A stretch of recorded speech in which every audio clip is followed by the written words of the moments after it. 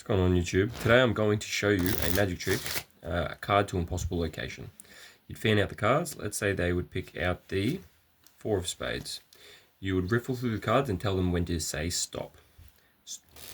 Let's say they said stop right there. Alright, then you get the 4 of spades, you turn it over a few times, you poke it out and say, alright, you picked out the 4 of spades. We're going to grab the 4 of spades and we're going to put it into this tiny little packet on the right here. Okay, then you get them to push it in.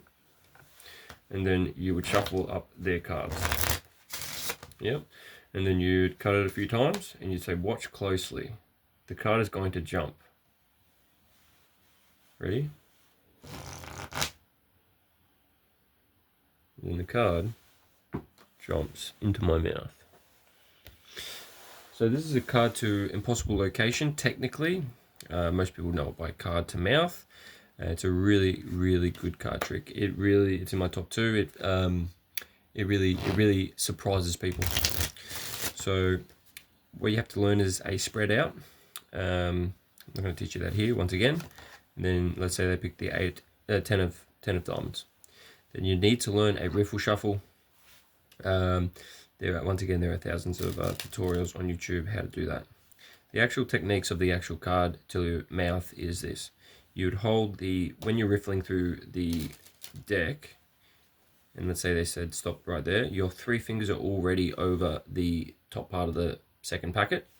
You'd pivot this up and then you'd get a thumb break. Yeah, this is all happening like this.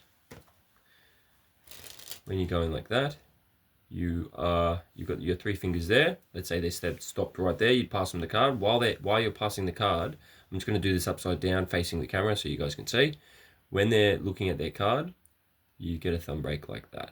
Yeah. So that's a nice thumb break. From the top, you can't tell. When you get back their card, you flip it over a few times, and then you've got their card there. And then what you're doing is when you push it out like that,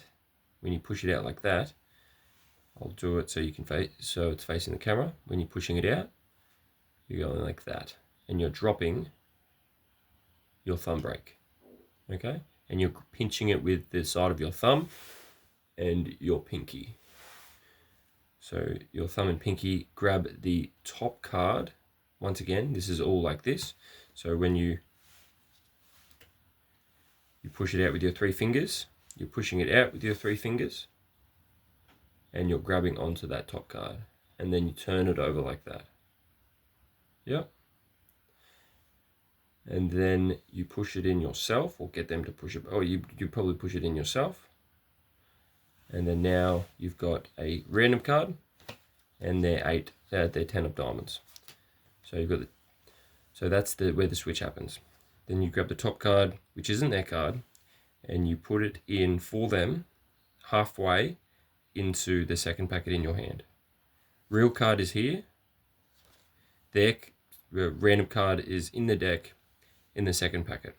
When you go to get them to push it in, what you're doing is you're turning your right shoulder closer to them and your left shoulder further away from them.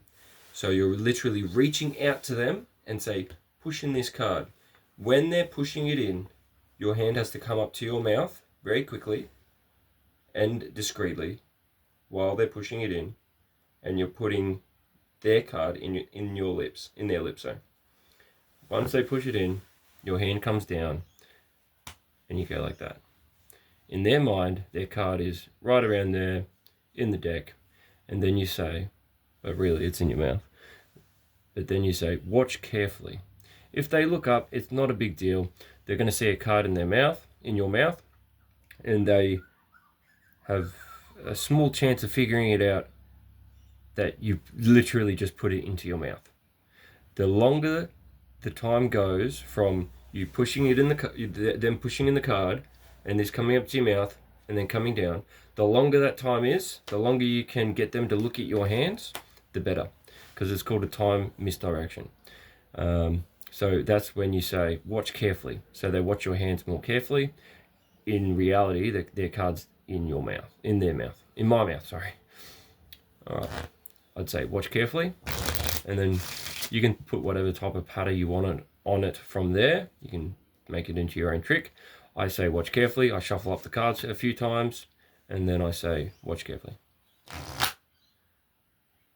And then I'll point up to my mouth. If they don't look up, just you can just say look up.